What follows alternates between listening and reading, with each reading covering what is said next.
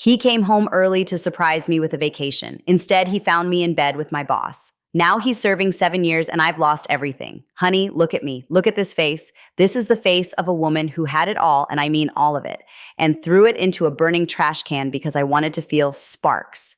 I'm sitting here in a house that echoes because it's so empty, drinking wine that tastes like vinegar, trying to explain to you how I became the villain in my own life. It's 2015. I'm 39 years old. And let me set the scene so you understand just how ungrateful I was. I was married to David. And when I say David was a catch, I mean he was the kind of man that made other women stop and stare in the grocery store. He wasn't just a husband, he was a partner. We'd been together 20 years, high school sweethearts, the whole 9 yards. My family adored him. My brother, who was always a bit of a mess, looked at David like he was Superman. David was the guy you called when your car broke down at 3 a.m. He was the guy who fixed your sink without asking for a dime. He was steady, he was solid, and he loved me. God, did he love me. Every single morning before his feet even hit the floor, he'd turn to me and say, "Good morning, beautiful," and he meant it. Through 2 pregnancies, through the stretch marks, through the weight gain, I was about 180 pounds for a long time. He never looked at me with anything but hunger. He wanted me. He took care of me. But you know what they say about getting too comfortable? It breeds contempt. For my 39th birthday, I decided I needed a change. I was hitting that midlife panic, right? So I hit the gym hard. I became obsessed. I went from a 180 to a sleek toned 135. I was doing Pilates, yoga, spinning, you name it. For the first time in my life, I wasn't the chubby girl anymore. I was hot. I was turning heads. David, bless his heart, he tried to keep up. He dropped about 30 pounds himself, went from a big cuddly teddy bear to a solid, muscular build. He couldn't keep his hands off me. He was so proud of me. He wanted to take me out dancing, wanted to show me off, wanted to be intimate constantly. And me? I was disgusted. I know. If you're already shaking your head at me, go ahead and hit that like button because, honey, I haven't even gotten to the worst part yet. It wasn't that David did anything wrong. It was that he was always there. He was so available. It felt suffocating. He wanted sex, and I just didn't. I told myself it was early menopause. I told myself I was tired.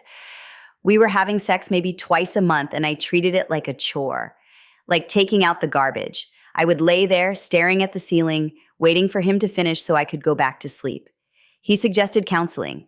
He said, "Van, I feel like we're drifting. Let's talk to someone." I laughed in his face. "I don't need a shrink, David. I'm just tired." Enter Gavin. Gavin was the new manager at my office.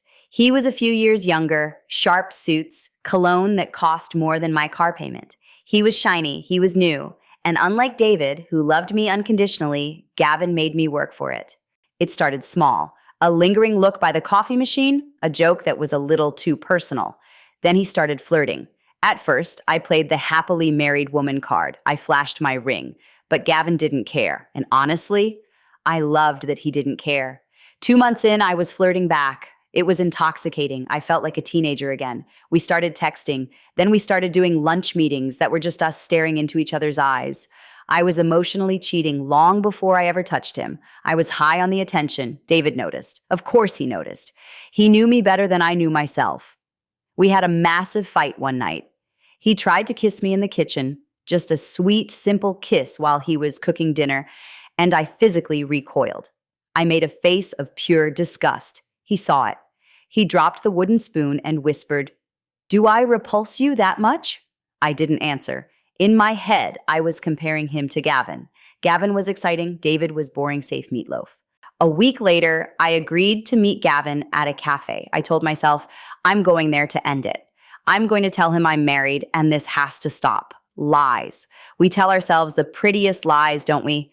We sat down, and before I could even get the stop out of my mouth, he leaned across the table and kissed me, and my brain just shut off.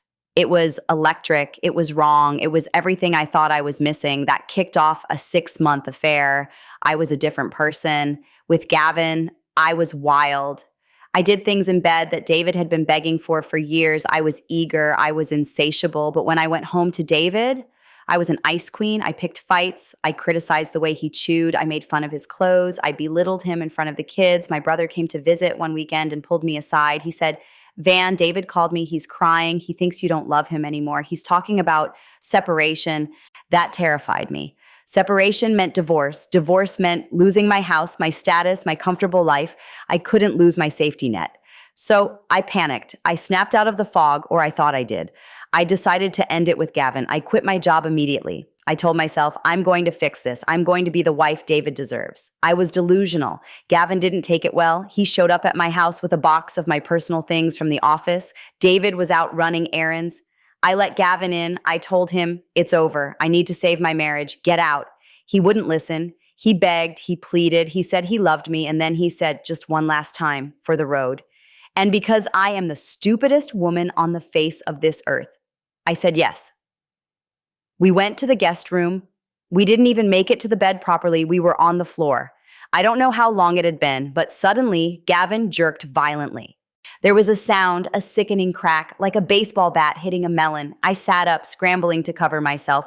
David was standing there. He wasn't screaming. He wasn't yelling. He was just standing there, his eyes bloodshot, tears streaming down his face, his whole body shaking. There was a massive hole in the drywall where he had missed Gavin's head the first time, or maybe punched the wall in frustration. Gavin was on the floor, dazed. I tried to speak. David, please. Gavin, the absolute idiot, stood up. He wiped blood from his lip, looked at my husband, my massive, grieving, heartbroken husband, and said, look, man, if you know what's good for you, you'll step back. She chose me. The air left the room. David didn't say a word. He just snapped. He lunged. It wasn't a fight. It was a demolition. He hit Gavin with a force I didn't know a human being possessed. I was screaming, crying, begging him to stop. I jumped on David's back, clawing at him, trying to pull him off. He threw me off him like I was a rag doll. I hit the floor hard and everything went fuzzy for a minute. When my vision cleared, the room was silent except for heavy breathing. Gavin was on the floor. His face, oh God, his face didn't look like a face anymore. It was concave. There were teeth on the carpet. David was on his knees, his phone in his hand. He had it on speaker. I heard the operator's voice. 911, what is your emergency? David's voice was broken, sobbing. I think I killed him. I came home and he was with my wife. I couldn't stop. He called the police on himself. He sat there, hands behind his head, waiting. When the officers burst in, David didn't resist. He let them cuff him. As they walked him out, he didn't even look at me. Make sure you're subscribed, because the update I'm about to drop is going to make you scream at your screen. The fallout was nuclear. At the hospital, my family arrived. My father, a man who has never looked at me with anything but pride, couldn't even meet my eyes. He looked at me with pure shame. My brother was screaming at me in the waiting room. How could you, after everything he did for us? Gavin's wife showed up. Yeah, I didn't know he was married either. He never wore a ring. She flew at me like a banshee. My brother had to pull her off me, but I deserved every scratch. Then came the trial. My boys, my two beautiful sons, refused to stay with me. They went to David's parents. My twin daughters wouldn't speak to me. I tried to visit David in county jail, denied. Every single time. My brother, my own brother, got a job at the facility just to keep an eye on David and make sure I stayed away. When I asked him to pass a message, he told me to go to hell. The trial, it was a nightmare. I had to testify. I had to detail the affair. When I said how long it had been going on, I saw David flinch. He looked small. He looked broken. Then came David's testimony, and this is the part that haunts me every night. He told the court why he came home early that day. He wasn't checking up on me. He had arranged a surprise trip to the Catskills, a romantic getaway. He had flowers in the car. He had reservations. He walked in to surprise the love of his life and found her cheating. He testified that when Gavin told him to step back, he blacked out. The medical report showed that David had shattered Gavin's eye socket, his cheekbones, and destroyed his jaw. There were bone fragments too small to piece back together. The judge sentenced David to 7 years for third-degree felony assault. When the gavel banged, my sons screamed, my daughters wailed. It was a sound of pure agony, and it was all my fault. The next 3 years were hell. Gavin's wife sued me for alienation of affection. David filed for divorce from prison. I lost my job because who wants to hire the woman from the homicidal husband news story? I was blacklisted. I ended up working retail, barely making ends meet. I almost lost the house. My friends abandoned me. My parents barely spoke to me. I was completely alone. I wrote David letters every week. Every single one came back, returned to sender. Then about a year ago, my brother showed up at my door. He looked gray. He told me David had been stabbed in prison. Some inmate tried to assault him, and David fought back. He took a shiv to the stomach. My brother screamed at me, "You did this." He's in there because of you. I cried for days. I tried to visit him in the infirmary. Denied. Fast forward to this year. David got out. He was released early for good behavior. My kids started coming around the house more, which confused me. They seemed happier. I thought maybe they're finally forgiving me. I was so hopeful. I started planning a big 18th birthday party for the twins. I was excitedly telling them about the cake, the decorations, and one of my daughters just looked at me cold and said, "Can we do it a different day? Dad is throwing us a party on our actual birthday, and I don't want you near him." It felt like a slap. "Dad, he's out?" "Yeah," she said. "He's been out since April." They weren't happy because they were forgiving me. They were happy because they had their dad back. I found out he was staying with my brother. I drove over there desperate. I had a stack of all the returned letters. I just wanted him to know I never stopped trying. I saw him in the driveway. He looked older, harder. He had a scar on his neck I'd never seen before. I ran to him. I was crying, holding out the letters. "David, please, I just want to talk." He looked at me. No love, no hate, just nothing. It was like looking at a stranger. He took the letters from my hand, looked at them for a second, and then shoved them back into my chest. "You forgot these," he said. His voice was ice. He turned around and walked back into the house. My children were standing in the doorway watching. They didn't look sorry for me. They looked relieved that he walked away.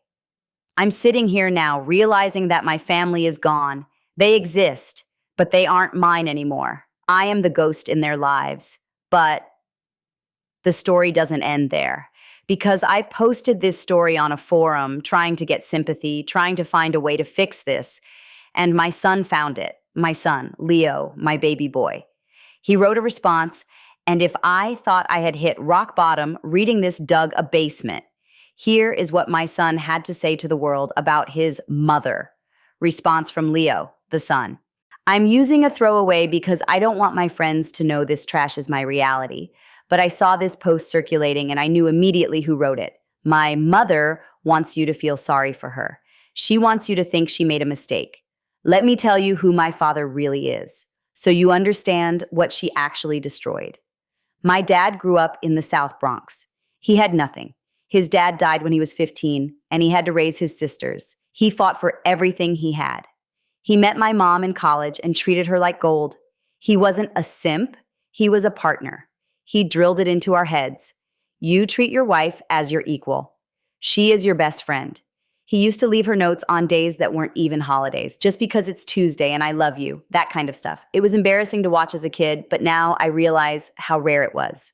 When she started her affair, we all saw it. She treated him like dirt. She would roll her eyes when he spoke. She talked down to him. My dad, who could rip a phone book in half, just took it. He kept saying, "Mom's just stressed. We'll work it out." Then the arrest happened.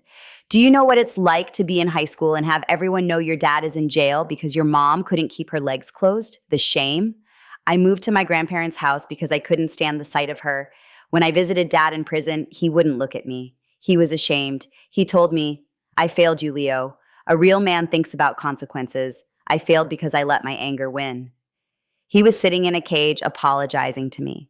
And Mom, she says she struggled alone. Bull. I worked full-time through college to send her money for bills because she couldn't hold a job. She played the victim while we cleaned up her mess.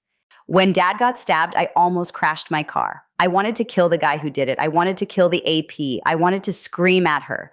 But here is the update she conveniently left out. She mentioned the AP's ex-wife visiting my dad. Yeah, that's not a new thing. She's been visiting him for 3 years. They bonded over the trauma my mother caused. She's a good woman. She's kind. She brings him food. She listens to him. Since Dad got out, they've been together. Like, together. And they are happy.